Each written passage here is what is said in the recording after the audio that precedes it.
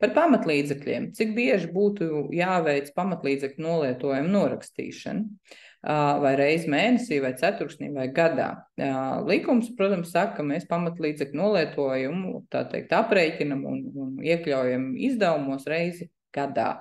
Tādā veidā, ka tātad pamatlīdzekļu nolietojums faktiski ir vēl viena no izdevuma pozīcijām, kas mums samazina, tā teikt, ar nodokļu apliekamo ienākumu. Mēs šeit runājam par parastā režīma nodokļu maksātājiem. Ja? Tātad mikro uzņēmumu nodokļu maksātājiem īstas pamatlīdzekļu nolietojums, tā teikt, nodokļu apliekamo bāzi neietekmē, protams, uzskaitas vajadzībām un izsakojamības vajadzībām.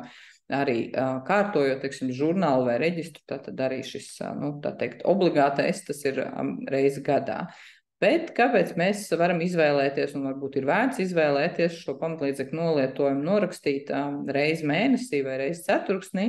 Tāpēc, ka parastā režīma maksātāji, jeb šo pašnodarbinātās personas, kas maksā mums sociālās apdrošināšanas iemaksas, tātad šis pamatlīdzekļu novietojums ir viena no izdevuma pozīcijām.